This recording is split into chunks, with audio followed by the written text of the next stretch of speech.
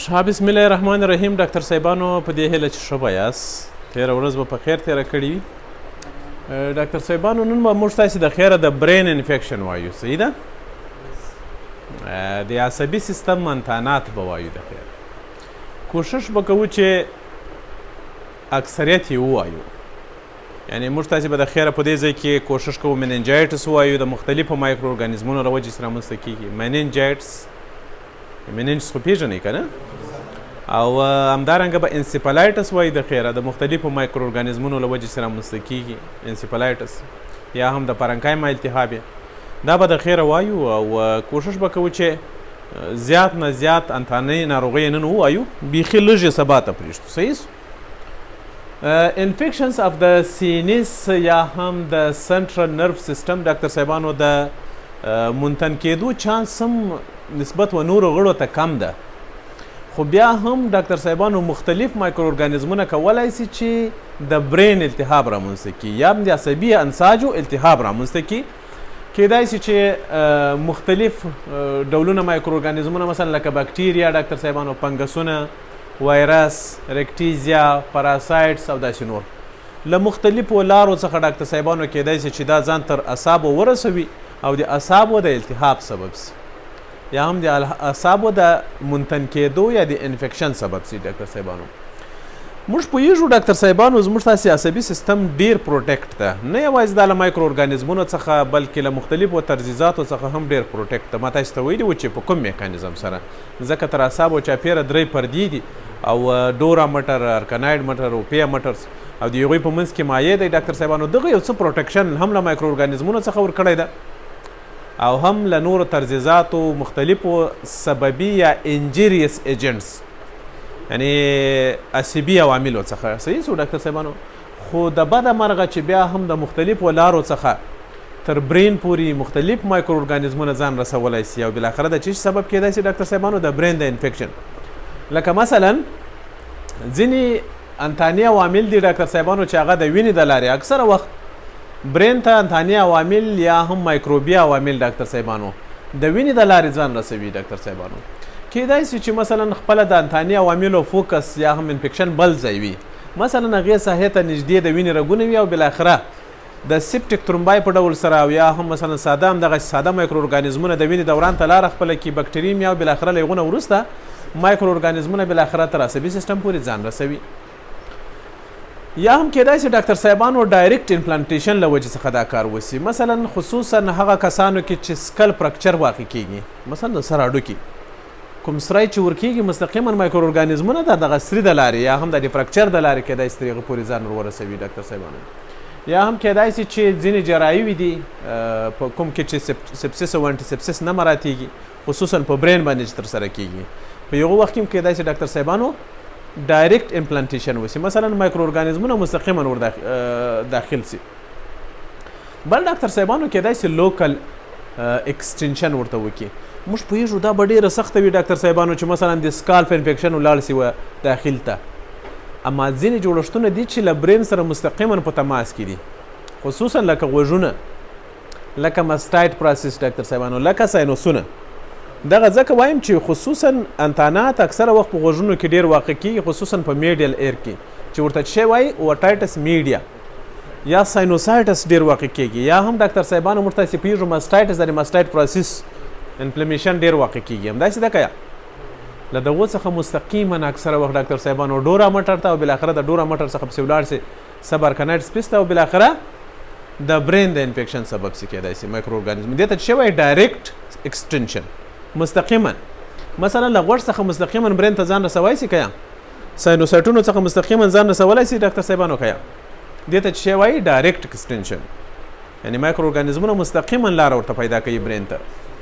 او بل ډاکټر صاحبانو بعضې وخت مایکرو ارګانیزمونه حتی په عصبي تارونو کې ځان رسوي تر کوم ځای پورې؟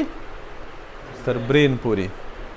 موږ تاسې پوهېږو 2 ډوله عصبي تارونه لرو نه، یو چې دي اپرنټ دي او بل افرنټ دي. ډاکټر صاحبانو اپرنټ تارونو کې عموما ډاکټر صاحبانو له پریپرې څخه مایکرو ارګانیزمونه په خاص توګه سره وایرسونه ځان رسوي ډاکټر صاحبانو تر کوم ځای پورې؟ تر سنټرل نرف سیستم پورې ځان رسوي.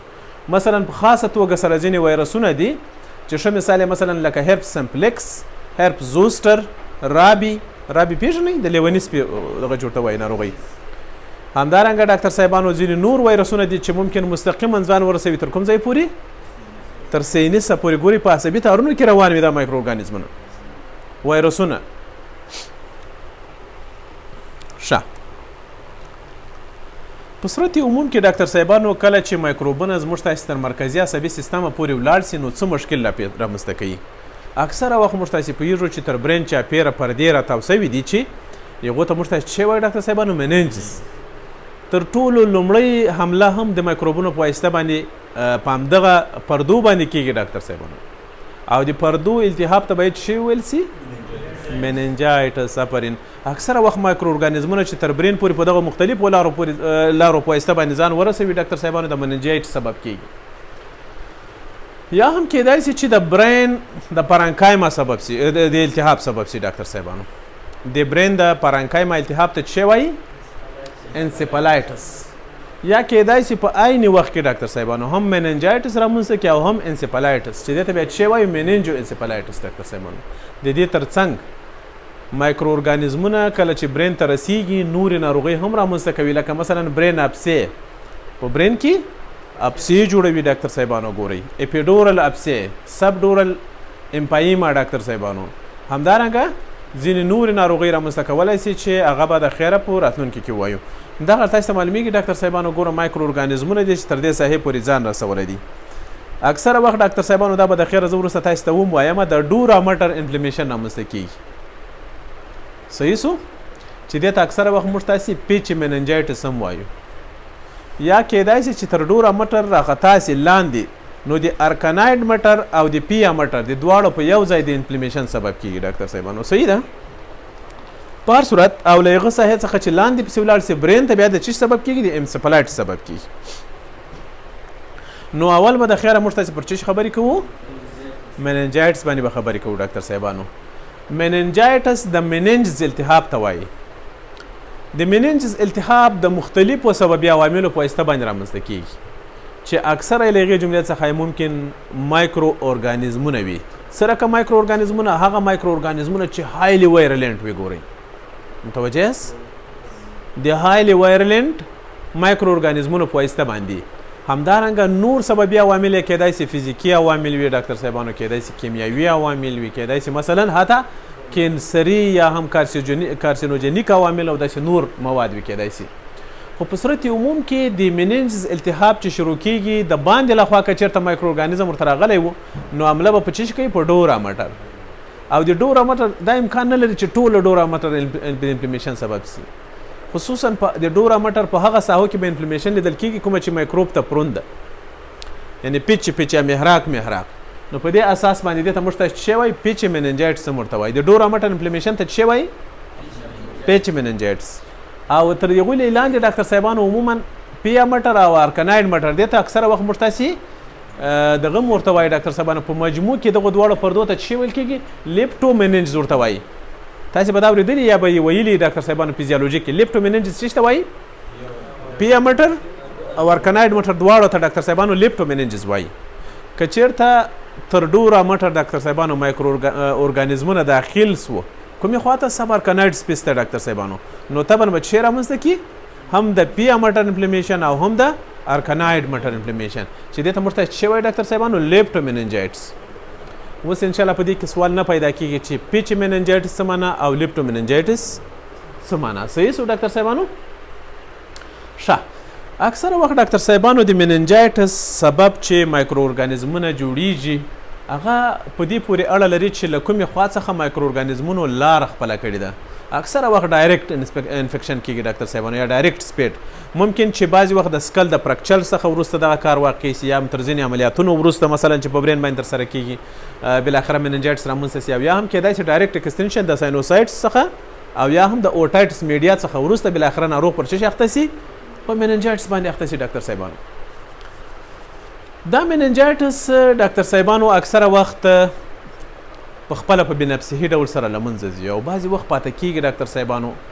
او د ډورا په سر باندې د ډورا مټر پر سر باندې اکثره وخت پس کلکشن کوي. مثلا تاسې فرض کړئ چې دا ډورا مټر ده د دې پر سر باندې مثلا په هغه کومه ساحه کې چې انفلمیشن دی هلته کیدای سي فس کلکشن وکړي او یوه کیویټي جوړه کړي چې دې ته موږ ته څه وایي ډاکټر صاحبانو ایکسټرا ډورل ابسې او بالاخره دا ابسې په دغه ساحه کې پاتې کېږي قرار تر ډورا لاندې راځي ډاکټر صاحبانو کومې خواته راځي د ارکناید مټر خواته بالاخره تر ډورا لاندې هم څه ابسې جوړه کړي چې دې ته څه وایي سب ډورل ابسې او دغه سب ډورل ابسې ډاکټر صاحبانو په دې کې شک نشته چې کله ارکناید مټر ته لاره پیدا کړه نو بیا د ارکناید مټر د انفلمیشن او بالاخره د پیا مټر د انفلمیشن سبب کیږي چې دې ته موږ ته څه وایو لیپټومیننجایټس مطلب می دا ده چې اکثره وخت که ډورا مټر انفلمیشن یا پیچ میننجایټس واقع سي هغه وروسته بالاخره د چی سبب کیږي د لیپټومیننجایټس سبب هم کیږي او ډیر کم کېدای سي داسې هم واقع سي چې لیپټومیننجایټس اول رامنځته سي وروسته به بالاخره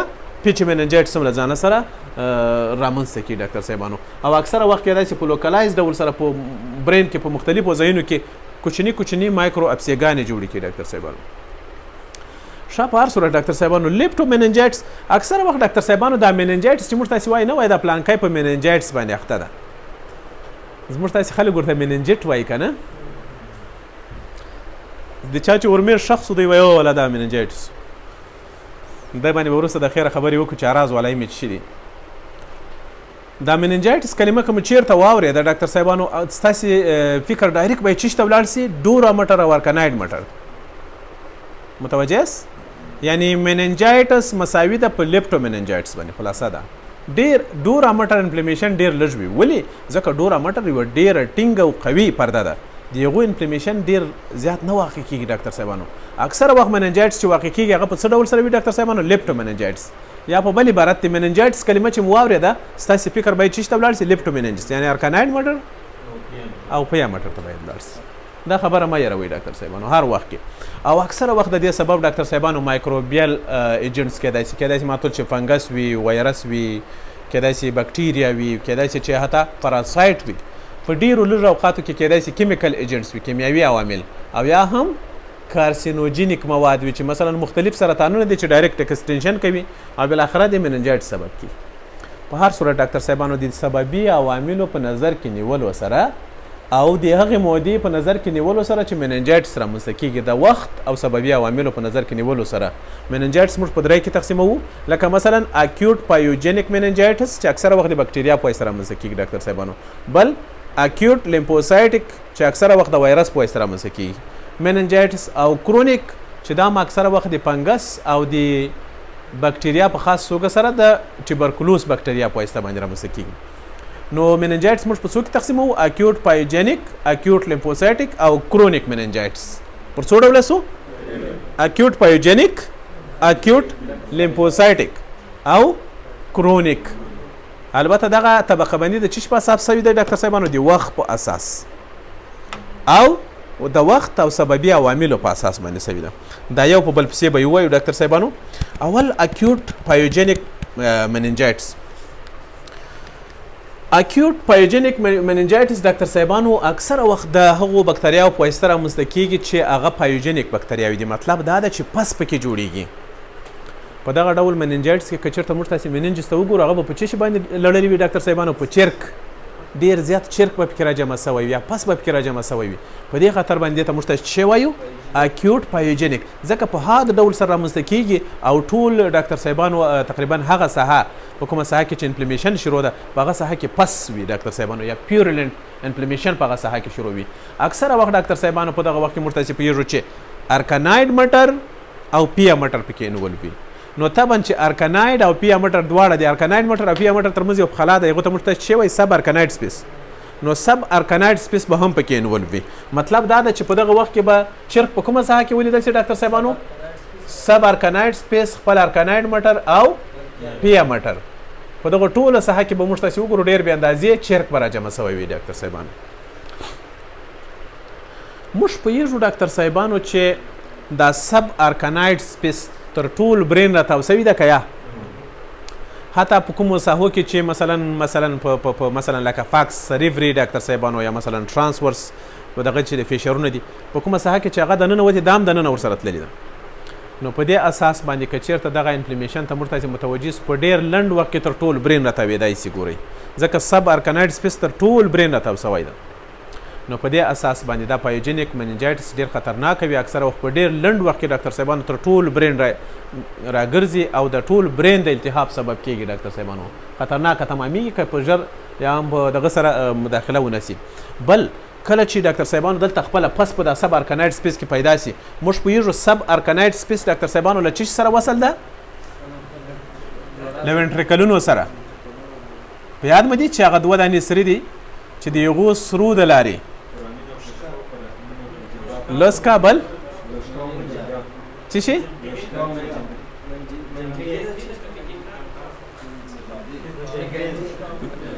میګنډۍ له ما څخه ملا هېر کړو میجنډۍ ده که میګنډۍ ده دغسې لسکا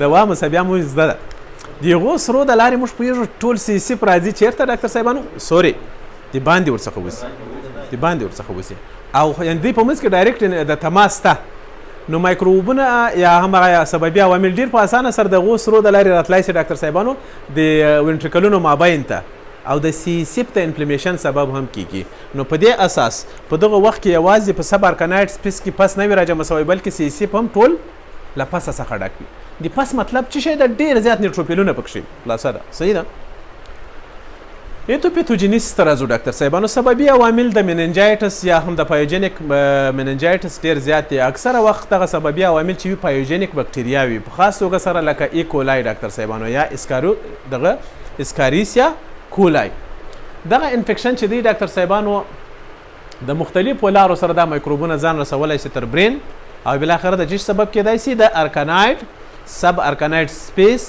او پی امټر د انفلمیشن سبب کیږي یا هم کېدای سي ډاکټر صاحبانو هیموپیلس انفلانزا چې دا اکثره وخت د تنفسي دغه څخه لارو څخه ځان رسوي تر وینې او بالاخره ځان تر کوم ځای رسوي تر برین په خاص توګه سره ډاکټر صاحبانو دغه پیښه په ماشومانو کې د هیموپیلس انفلانزا په ماشومانو کې اکثره وخت مننجایټس رامنځته کوي بل نیسیریا مننجایټس نیسیریا ګونوریا د ډاکټر صاحبانو یو نیسیریا مننجایټس نه دا خپله داسې بکټریاوې دي کله چې موږ تاسې برین سټیم ته لاره پیدا کړي اکثره وخت ځان تر مننجز رسوي او د مننجایټس سبب کیږي ډاکټر صاحبانو صحیح ده دا بیا په خاص توګه سره په چا کې صورت نیسي ډاکټر صاحبانو په ځوانو طبقو کسانو کې هم په ځوانانو په ښځو په نرو کې مننجایټس رامنځته کوي او دا هم په اکثرو ساحو کې ډاکټر صاحبانو ګورئ په اپیډیمیک ډول سره مننجایټس رامنځته کوي په کومو ساحو کې چې دغه امتحانات ډېر پیدا کیږي په هغو ساحو کې مننجایټس هم ډېر زیات وي بل ډاکټر صاحبانو سټریپټوکوکس نیمونیه چې دی دا په هر عمر کې واقع کیږي په خاص توګه سره تر ټروما وروسته دغه د برین تر ټروما وروسته دغه مایکرو ارګانیزمونه تر برینه پورې ځان رسوي او بالاخره د چی سبب کیږي د مننجایټس سبب کیږي یا هم کېدای شي چې بعضې وخت د تنفسي سیستم د التهاباتو څخه وروسته خصوصا د اپر ریسپیریټري ټرک تر انفیکشن وروسته دا مایکرو ارګانیزمونه تر دغه پورې ځان رسوي تر برین پورې او چې رامنځته کوي مننجایټس تر مننجز ما تاسو ته مخکې تشریح کړه مایکرو ارګانیزمونه د مختلفو لارو څخه ځان رسوي مثلا تر ټولو غټه لاره چې یا تر ټولو لومړۍ لاره چې مایکروبونه په هغه لاره باندې البته تر برین ځان رسوي هغه عبارت له چی څخه دی ډاکټر صاحبانو بلډ ځکه موږ پوهېږو چې بلډ چې کله د وینې په واسطه د زړه په واسطه پمپ کیږي تقریبا 15% د کارډیک آوټپوټ برین ته ده که نه چا په یاده 15 که 25 15 به وي که نه نو 15% کارډیک آوټپوټ تر کوم ځایه پورې ځي ډاکټر صاحبانو تر برینه پورې نو په دې اساس باندې کله که مایکرو ارګانیزمونه وینې ته لاره خپله کې ډېر په اسانه سره تر برینه ځان رسولی شي او دوهمه مهمه لاره چې ډاکټر صاحبانو په دغه په واسطه باندې ځان رسوي مایکرو ارګانیزمونه هغه څه دي ډاکټر صاحبانو د نږدې فوکس د انفیکشن مثلا اوټایټس میډیا او ساینوسایټس ډایرکټ سپریډ مستقیما تر مننجایټس پورې ځان رسوي یا د پیچوټري ګلینډ انفلمیشن مثلا مستقیما ځان رسوي او بله تر ټولو مهمه لاره چې دی ډاکټر صاحبانو هغه لیټروجینیک ده ډاکټر صاحبانو لیټروجینیک انفیکشنز بیا موږ تاسې پوهېږو چې په خاص توګه سره د چا په واسطه باندې رامنځته کېږي د ډاکټر صاحبانو په واسطه باندې کله چې ډاکټر صاحبان برین ته مداخله کوي مثلا یو هیماټوما د هغه ډرین کوي یا مثلا یو بل سمال پروسیجر ده چې په برین باندې ترسره کوي که دی چیرته سپسیس او انټي سپسیس نه کې مراد نو په دې کې شک نسته چې تر جراحي عملیې وروسته به دا ناروغ پر څه باندې اخته شي؟ په اکیوټ پایوجنیک مننجایټس باندې به اخته شي. ځکه مختلف مایکرو ارګانیزمونه دي چې تر دې وخته پورې ځان رسولی شي یا تر دې ځایه پورې ځان رسولی شي. که چېرته ډاکټر صاحبانو موږ تاسې په سترګو باندې ورته وګورو نو مننجز به په دغه وخت کې څه رقم معلومیږي ډاکټر صاحبانو؟ په دې کې شک نسته چې په دغه وخت کې که چېرته په سترګو ورته وګورو سب ارکانایټ سپیس به ټول له چرکه ډک سوی وي، یعنې میکروب به پکې راجمع سوی وي ډاکټر صاحبانو. صحیح ده؟ او سیسیپ به هم په چرک باندې لړلی وي. ما تاسې ته هغه میکانیزم وویل. په نارمل کې موږ تاسې پوهېږو سیسیپ ډېر سپین شفاف مایع ده، اما په دغه وخت کې به څه رقم شکل غوره کړی وي ډاکټر صاحبانو؟ لکه د شړومبې رقم. متوجه یاست؟ یو قسم سپین رقم شړومبې رقم هم نه وي، خو مثلا لکه پس به پې ګډ سوی خلاصه یو قسم رنګ به غوره کړی وي. حتی بعضې وخت کیدای شي چې دغه انفلمیشن کمه وینه هم پکې راجمع سوي وي ډاکټر صاحبانو. ځکه چې په دغه ساحه کې موږ پوهېږو چېرته چې انفلمیشن شروع ده په هغه ساحه کې وازو ډایلیشن کېږي، حتی یوه نیمه ار بي سي هم اسکیپ کېږي او تر دغه سب ارکانایټ سپیس پورې ځان رسوي. په هر صورت ډاکټر صاحبانو په خاص توګه سره موږ تاسې دا ډېر بې اندازې پس په کومه ساحه کې لیدلی سو؟ مثلا هغه سلکای ډېرو ته وایي، سلکس یو ته وایي نه، چې موږ تاسې پوهېږو چې په برین باندې له پاسه راوتلې ساحې ته موږ تاسې ګایرې وایو او ننوتې چې د هغوی ته څه وایي؟ سلکای. په هر سلکای کې به موږ تاسې پس ډېر په اسانه سره وګورو، البته په سترګو په لوڅو سترګو بې د مایکروسکوپه څخه ډاکټر صاحبانو. صحیح سو؟ په دغه وخت کې کیدای شي چې ډاکټر صاحبانو دغه مایکرو ارګانیزمونو یا مایکروبونو تر وینټریکلونو هم ځان رسولی وي، بالاخره یې وینټریکولایټس رامنځته کړی وي. په نتیجه کې به موږ تاسې پوهېږو وینټریکلونه پړسېدلي وي او هغه به هم له چرکه ډک وي. سیسیپ به هم له چرکه ډک معلومیږي ډاکټر صاحبانو، رنګ به یې تغیر کړی وي او حتی کیدای شي چې بعضې وخت دغه انفلمیشن دومره شدید وي چې د سیسیپ د آوټ فلو یا هم د سیسیپ د باندې د وتلو مخنیوی وکړي او په نتیجه کې چې رامنځته کړي هایدروسیفلیس. کوم په یاد ما تاسې ته پرون هم ویل چې د هایدروسیفلیس یو سبب هم مایکرو ارګانیزمونه دي، په یاد مو دي؟ خصوصا د ابسټرکټیو هایدروسیفلیس یو سبب مایکرو ارګانیزمونه و.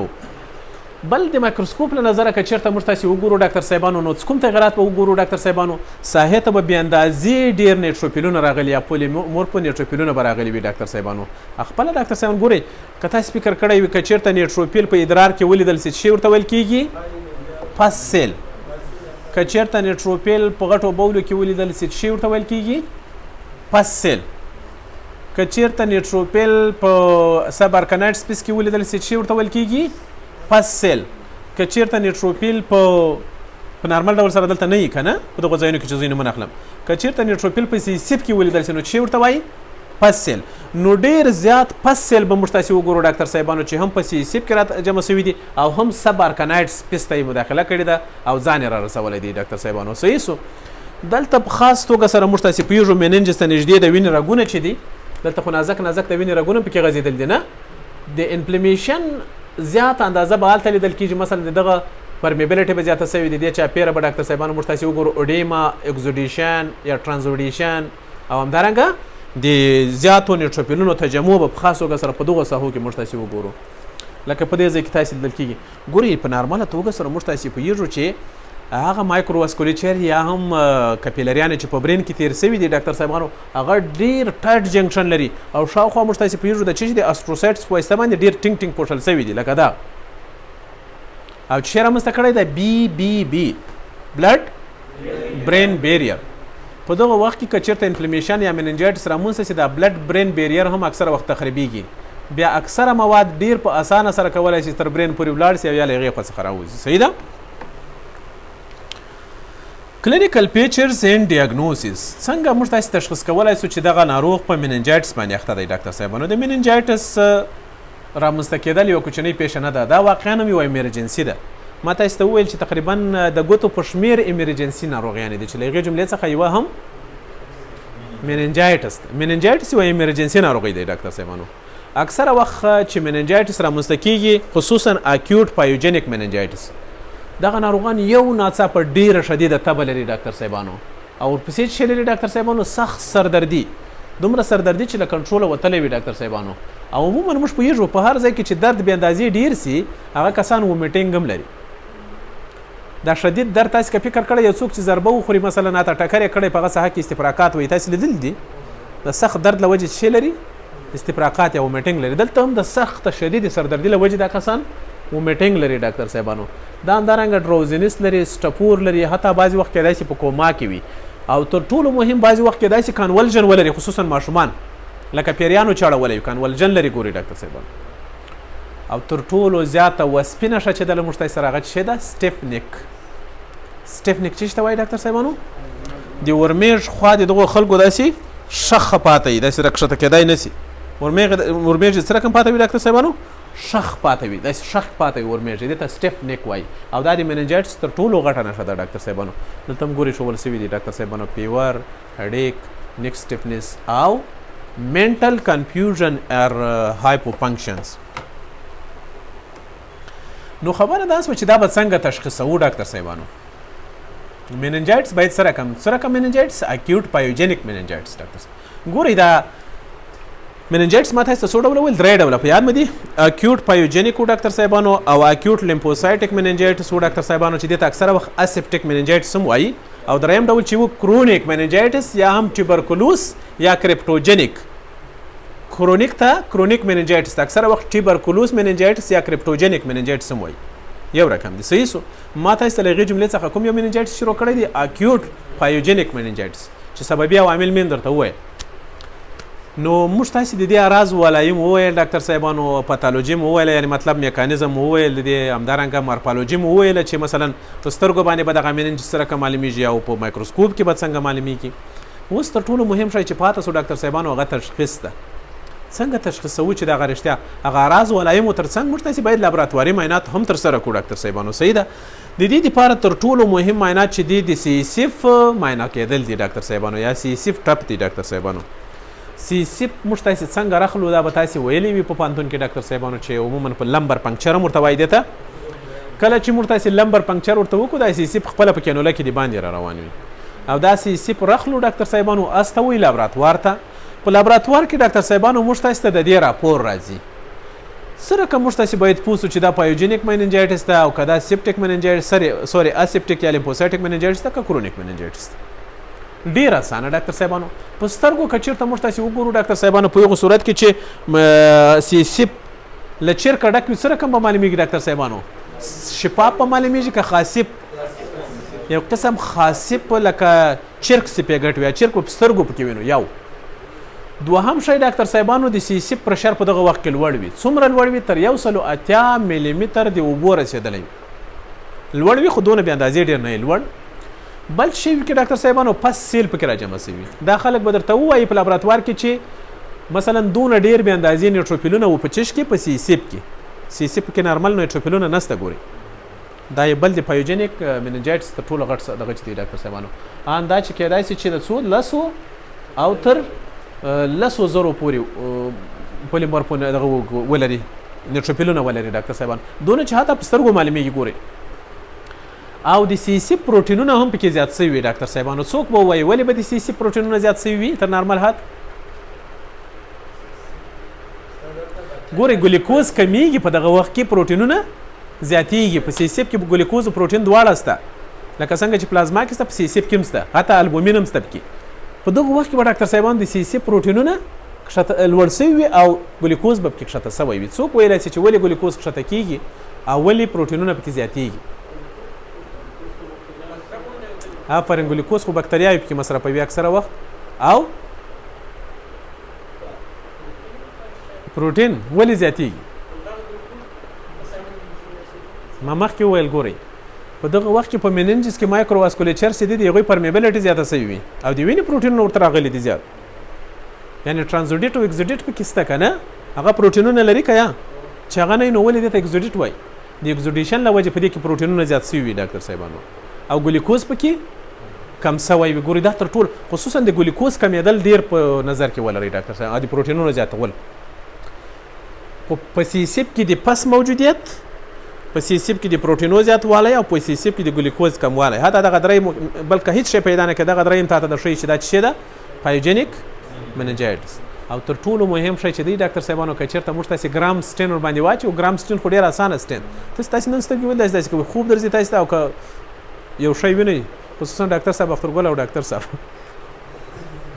ما ته مو خوب راوست چې دغه ویډیو ختمه سي بیا یو مسخره هم درته کوم. صحیح ده؟ د دې خوب مبارک یو به خوب وتښتي او بل به دا مسخره دلته ډېر ښه څه دي کوي. او بل دریم مهم شی چې کله ګرامسټین موږ تاسې ورباندې واچوو چې شیپ کې وینو به سببي عوامل که هغه ډاکټر صاحبانو که ایکولای ده که نسیره مننجایټس ده ډاکټر صاحبانو که هر سببي عوامل ده موږ تاسې کولی سو چې هغه پکې پیدا کړو خپله په سی سی پنکچر کې یا لمبر پنکچر کې یا د سی سی په انویسټیګیشن کې بالاخره موږ تاسې ویلی سو چې دا کس پر څه شي باندې اخته دی ډاکټر صاحبانو په acute pyogenic meningitis کې او بالاخره دوا ورته شروع کوو. څه رقم دوا ورته شروع کوو I don't know. I know but I am not explaining because this is not internal medicine. This is pathology. صحیح ده؟ بل meningitis چې و ډاکټر صاحبانو تداوی به یې د خیر په اخر کې بحث وکړو چې ویډیو بند دی. صحیح ده؟ ما تاسې چاته وایاست نه به زه چاته وایم.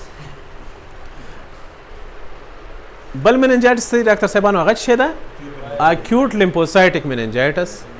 دا meningitis ډیر جدي ونیسئ ډاکټر صاحبانو. واقعا د دې د غم زیاتې واقعیات او د دې تشخیص اسان کار نه ده. بعضې وخت ناروغ د سترګو په رپ کې له تاسې څخه مړ کېدای هم چې ځکه دا یوه ایمرجنسي ده. صحیح ده؟ جدي ونیسئ. acute lymphocytic دې ته بعضې خلک وایرل meningitis یا aseptic meningitis هم وایي. لکه له نامو څخه چې معلومیږي د دې سببي عوامل اکثره وخت ویروسونه وي ډاکټر صاحبانو. مختلف داسې ویروسونه دي چې هغه تر برین پورې ځان رسوي او بالاخره د مننجز د التهاب سبب کیږي.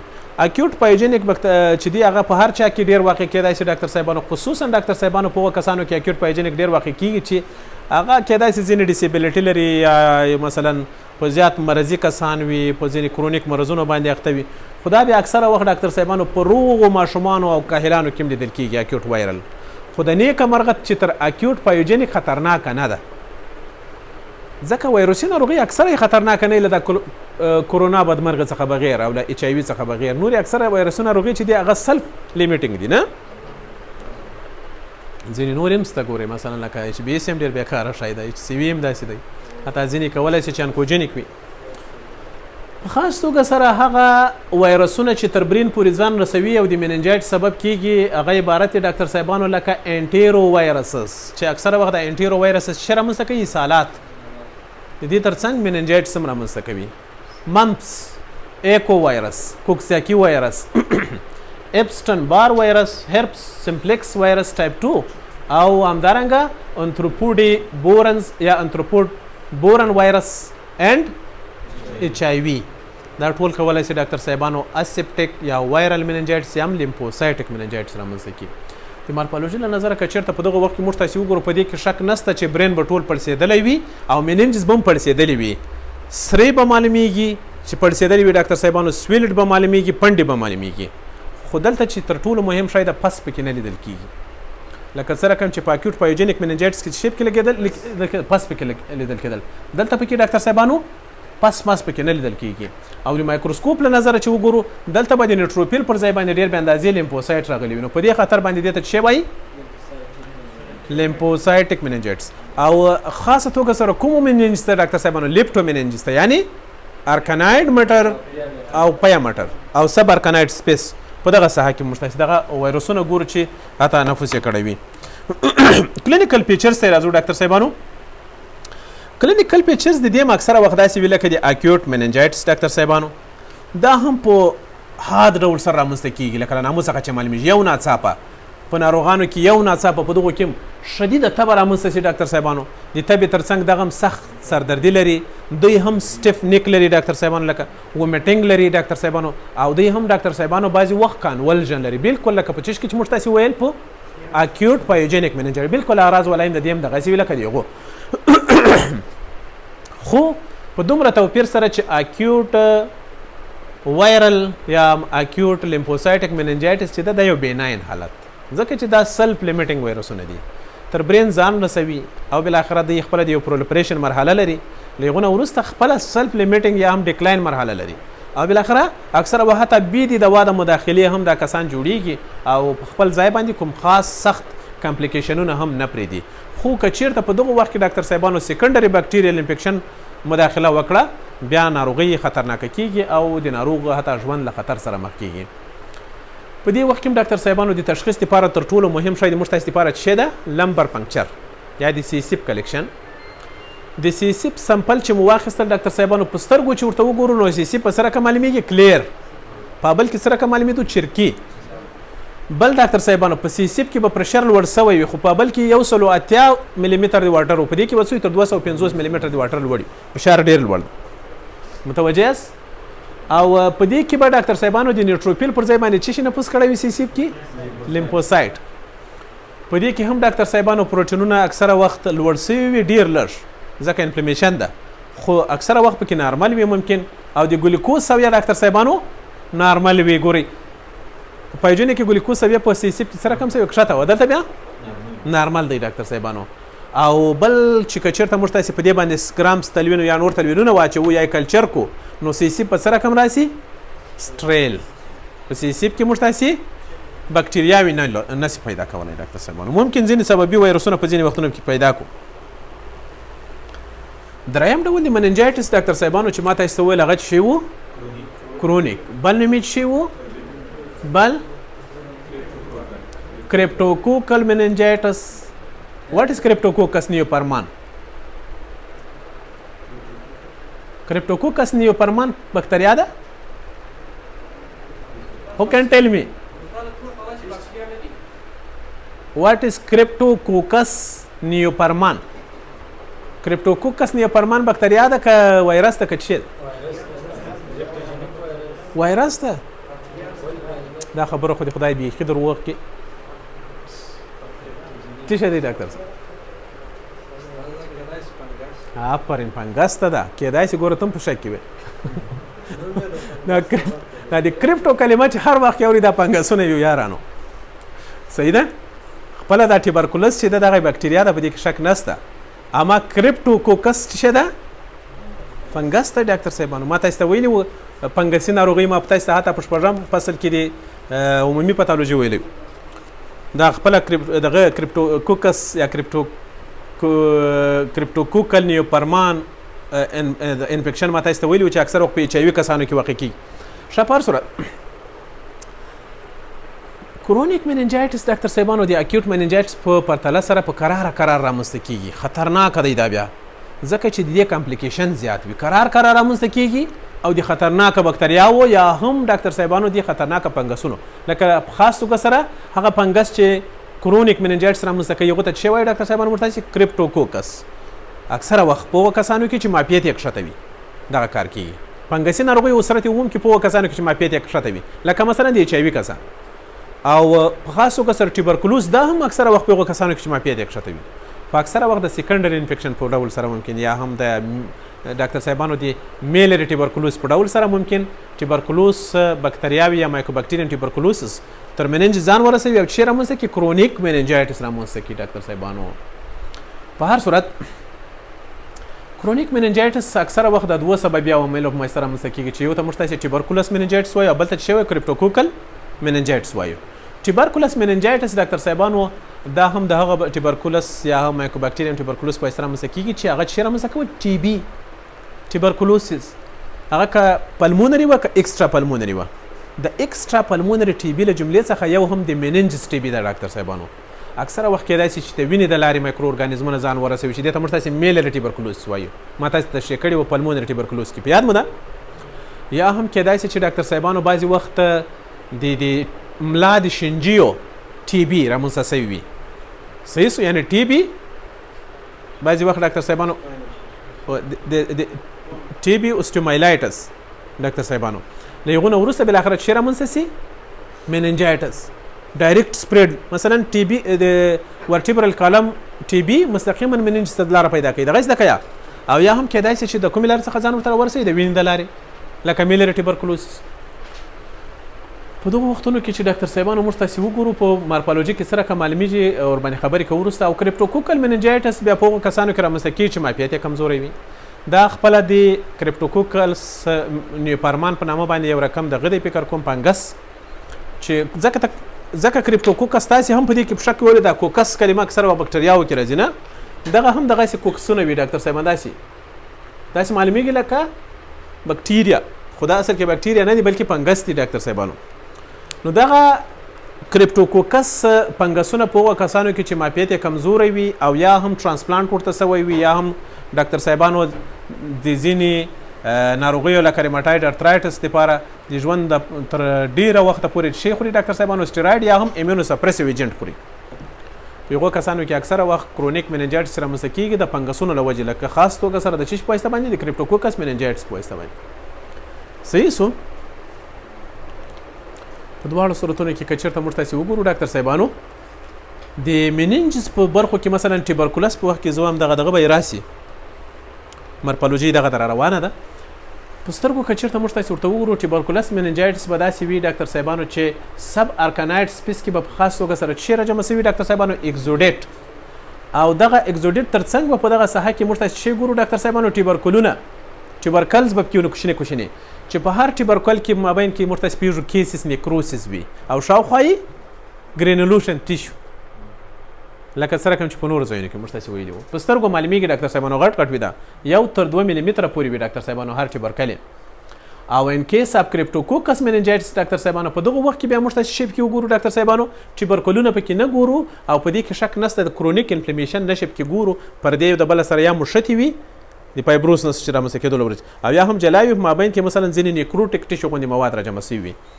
د مایکروسکوپ له نظره په ټیبرکولس مننجایټس کې موږ تاسې اکزوډیټ ګورو ډاکټر صاحبانو او د کرونیک انفلمیټر حجرات ګورو چې ساحې ته راغلي په خاص توګه سره لیمفوسایټ او مکروپاجز ساحې ته ډېر زیات راغلی او په ساحه کې کیسز نیکروسس لیدل کېږي ډاکټر صاحبانو. که چېرته موږ تاسې په دغه وخت کې ډاکټر صاحبانو زیلنیسن تلوین ورباندې واچوو نو موږ تاسې به پکې چې وګورو ډاکټر صاحبانو په بنفشي رنګ باندې ډاکټر صاحبانو کېدای شي چې موږ تاسې شی پکې وګورو پرپل پېژنئ بنفشي دغه مایکروبکټیریم ټیبرکولس باسیلای پکې لیدلی شو ډاکټر صاحبانو، خپله به د ټي بي باسیلای پکې پیدا کولی شي. او ان کیس اف کریپټوکوکس ډاکټر صاحبانو په دغه وخت کې بیا موږ تاسې که چېرته زیلنیسل تلوین وکاروو نو دغه بکتریاوې پکې نسو پیدا کولی، دلته کیسز نیکروسس پکې نه وي او په دې کې شک نشته لیمفوسایټونه راغلي وي، پلازما سیلز راغلي وي، حتی ځینې مکروپاج هم راغلي وي. که چېرته یو څوک له مختلفو هغو تلوینونو څخه کار واخلي چې هغه د فنګسونو دپاره سته نو هغه به شیپ کې پیدا کړي ډاکټر صاحبانو کپسولیټډ کریپټوکوکس، یعنې دا فنګسونه بیا پکې پیدا کولی شي. کلینیکل فیچرز ته راځو ډاکټر صاحبانو. کلینیکل فیچرز کرونیک مننجایټس هم لکه اکیوټ مننجایټس په ډول سره هیډیک لري دا کسان، تبه لري خو ډېره های تبه نه، میل ډیګري فیور لري دا او دا دوامداره مړه تبه لري دا کسان سردردي لري خو دومره خطرناکه سردردي نه وي لکه څونه چې په اکیوټ مننجایټس کې وه. دا کنفیوژن لري، د بدن دردونه لري او دا کسان هم بعضې وخت ومیټینګ لري ډاکټر صاحبانو. که چېرته ډاکټر صاحبانو کریپټوکوکس مننجایټس و بیا ډاکټر صاحبانو په خاص توګه سره په دغه کسان به اکثره وخت له ځانه سره شی ولري ډاکټر صاحبانو. موږ پوهېږو چې د دغو کسانو اکثره وخت معافیت کمزوری وي نو د معافیت د کمزوري له وجې ممکن نور اعراض هم له ځانه سره ولري. د دې تر څنګ د کریپټوکوکل مننجایټس په اوله هفته کې څه رقم وي ډاکټر صاحبانو ډېر خطرناکه وي او بالاخره د وخت په تېرېدلو سره البته که چېرته ناروغ په راشه کېدو بیا د دې اعراض هم قرار کمیږي او که چېرته داسې ناروغ بدتره کېدل نو اعراض یې هم زور پسې اخلي.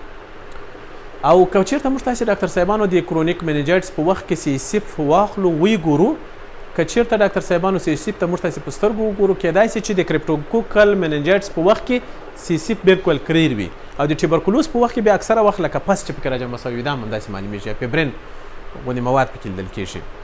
د سیسیف پرشر ډېر لوړ شوی وي په دغه وخت کې تر 300 ملي متر د واټر پورې رسېدلی وي ډاکټر صاحبانو. او سیسیف ته ډاکټر صاحبانو لیمفوسایټونه راغلي وي بعضې وخت خو ډېر نه، اکثره وخت ورته مکروپاجونه راغلي وي. ګورئ په لیمفوسایټک مننجایټس کې چې و لیمفوسایټ پکې ډېر و، په اکیوټ پایوجینیک مننجایټس کې چې و نیټروفیل پکې ډېر و او دلته پکې چې ډېر زیات وي مکروپاج پکې ډېر زیات وي. د پروټین اندازه په دغه وخت کې هم زیاته سوې وي، ګلیکوز ممکن په دې وخت کې هم کښته سوی وي ډاکټر صاحبانو. او که چېرته مثلا موږ تاسې د سیسیف کلچر وکړو نو چې به پکې پیدا کړو یا به دا کریپټوکوکس فنګس پکې پیدا کړو یا به هم ټي بي باسیلای پکې پیدا کړو د کلچر په وخت کې.